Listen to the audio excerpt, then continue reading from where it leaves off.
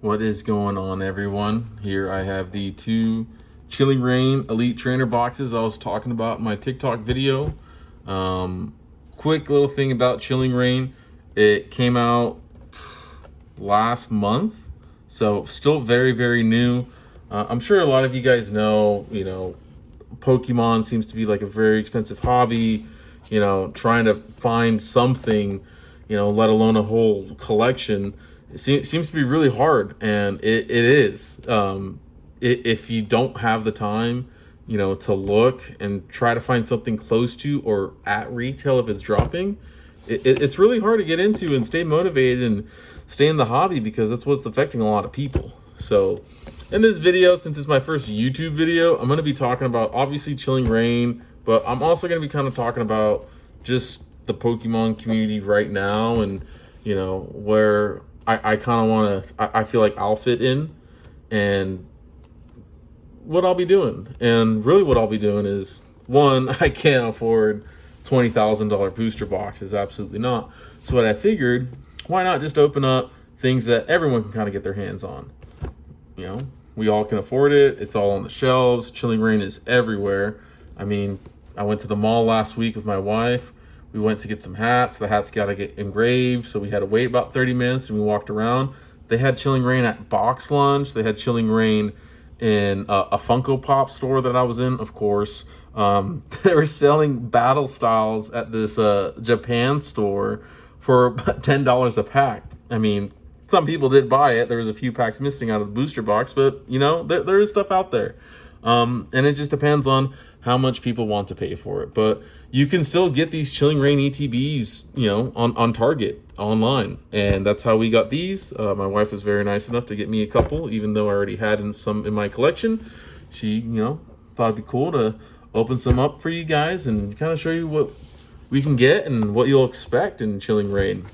Now, the pull rates in this set are very, very hard. Another cool fact about these, a Pokemon Center versions came out, and this is not a Pokemon Center version. This comes with 8 Pokemon trading card game Sword and Shield Chiiling Reign booster packs. And of course, you got your die, your sleeves, dividers, condition markers, all that stuff, and your booster packs, of course.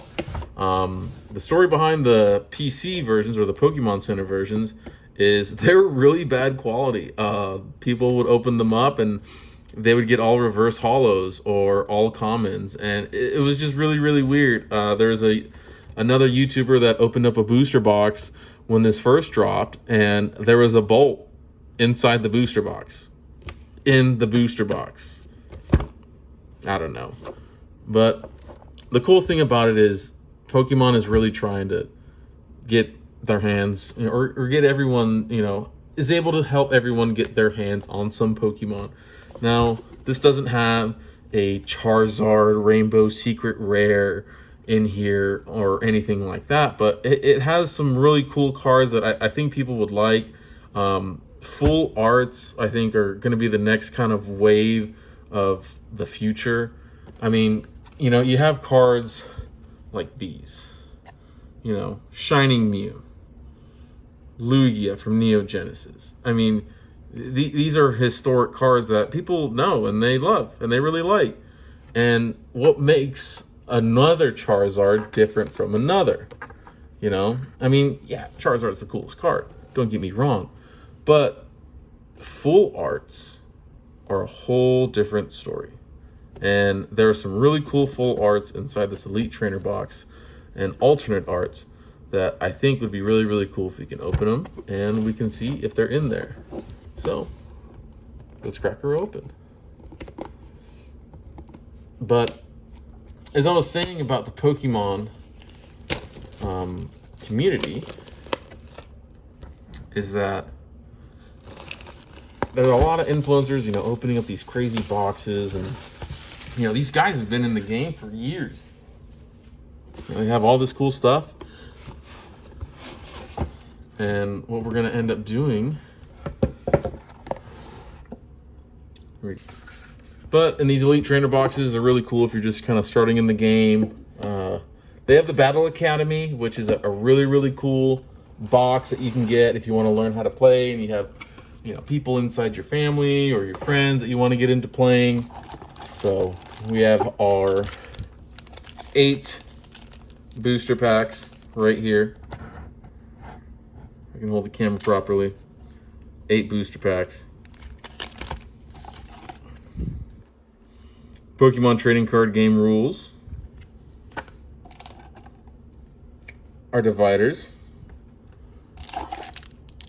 Energies. Condition markers. Die. And we got some sleeves.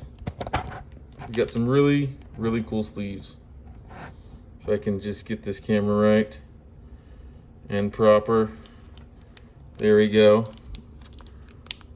So, let's go ahead and open these packs and see what we can get. So, I got into Pokemon, well, one, I think like everyone else, when I was a kid. Was really, really into it. My dad would buy my brother and I a pack at the gas stations when they used to sell them there. And he always told us, hey, you better hold on to those. And we were little kids and we thought, no, I want to open it, Dad.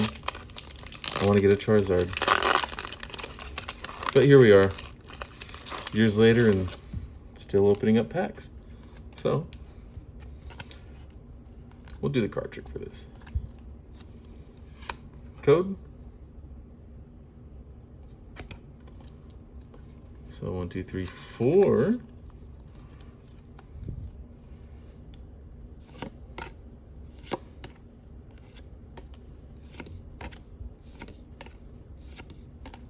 Bounsweet, Furfrou, Diglett, Curlia, and it's Serena. Well, no big hits in that one. That's all right. But we got plenty to go through. Now, I really just want to open up stuff that everyone can kind of get their hands on. Like I said, you can really get your hands on Chiiling Reign just about anywhere. And, I really don't mind opening it up because I really like the full arts in these. I think the full arts are going to be the next big wave. But, I mean, you can kind of, I don't know if you can see that. You can see some whitening. I don't know if it's because I'm holding the cards a certain way, but in the corner, at least, let me see if I can help focus. But right here in the corner, right there, there's already some whitening. So as I was saying about the condition and the quality control of these cards, it's not superb in Chiiling Reign. Obviously, Pokemon came out with a statement a couple months ago saying, hey, we're going to do the best that we can. And a lot of people, they want a lot of stuff reprinted. A lot of collectors, maybe don't want their stuff reprinted. Because, of course, that lowers the value of their cards and their collection. But it helps other people get back into the hobby and keep collecting and keep playing the game. And a normal rare Scolipede. That's okay. That's okay. That's all right. We got a lot to go through today, so we got plenty of time. But yeah, I definitely feel like, a lot of the hype going on right now in the hobby is, it's good and it's bad. It's sort of a double-edged sword. It's like, I watched the Conor McGregor fight last night, as a prime example. Dustin Poirier, Conor McGregor, it's the third and final fight. And Conor McGregor breaks his leg. All that talk for nothing made a lot of people upset. And, that's kind of what's happening in the community. People can't get their hands on stuff. It's making them upset. And a Porygon Z rare. Very nice. Very nice. Now, just look at that design. just the the pictures in the background, you know, you have red back there. It's like Porygon's going into a different dimension almost. Like he's going to go see Rick and Morty or something. I don't know. But this is a really cool card. We're going to get this over here in the pile, sleeved up. Here, I'll put it over here. Right on. Great hit. Great hit. Great hit. And, you know, we still got plenty of packs to go through here. But, yeah, like I said, I just want to kind of open up some stuff with you guys. Talk about what's going on, what's in my collection, what do you guys have? You know, leave me something in the comment section, you know, what I should kind of open up next that's still around that we can get. I have plenty of stuff. I have a lot of tins that we can open up, some more blisters as well. And like I said, you know, I don't mind opening this because I like saving. You know, I like having a sealed collection. And if I got something, I'm happy with it. But if I got more than one than that, I don't mind opening it. You know? And with everything going on this past year, you know, it feels good being able to, you know, kind of sit back and just kind of relax and open up some cards, some booster packs, talk. Wow, did you see that? A Grookey and a Thwacky. Wow. That's really, really, really interesting. A Rockruff, Swirlix, Lapras, one of my favorites, and I can tell we have something in the back, something really, really cool, and I'm really nervous to open it. Let's see what it is. And a Calyrex VMAX. Wow. Wow. What a great ETB right now. We got the Porygon. Now we got the Calyrex. This is awesome. This is awesome. If I can just get it in the sleeve. There we go. Wow, look at that. Very, very cool. It's a little to the left and a little down, I feel like. I know my video quality is not very good, but that's what I can kind of see.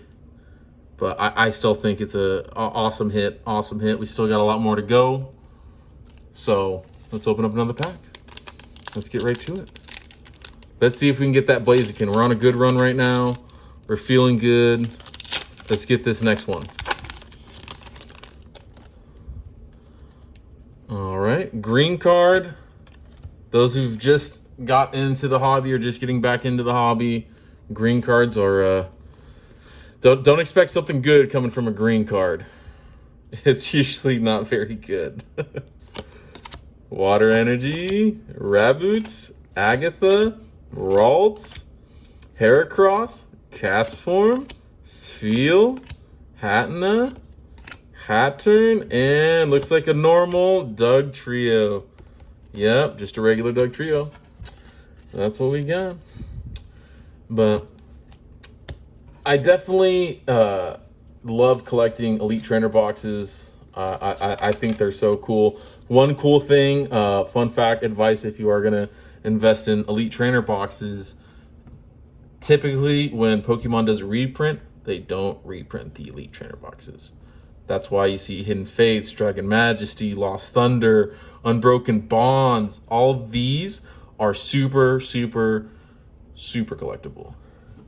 And people were able to get Unbroken Bonds, all these other really cool ETBs at retail for such a long time. And, you know, the hobby just kind of skyrocketed. And, you know, some stuff like Unified Minds. Obviously that sought after Fates Collide, you know, just really cool ETBs. And I think the ETBs are really, really cool. I mean, the art in itself, like I said, I just really like the full arts in all of these cards. I think my favorite so far out of the modern full art, and, you know, some people might think I'm weird because I'm saying this one's cool, but my favorite Pokemon is Tyranitar. And my wife pulled the Tyranitar Alternate V full art from Battle Styles a couple months ago, and it looks so cool. It looks so cool.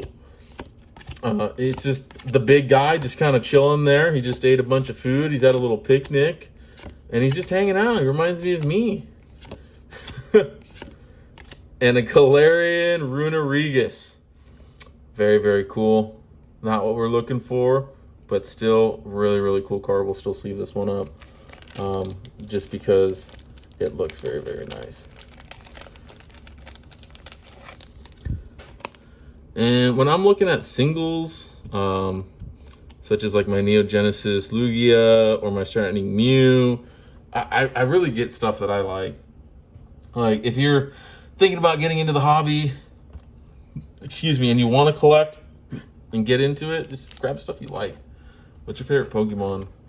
Grab that. You don't need to get, you know, first edition so-and-so. There's so many different sets that were out 10 years ago.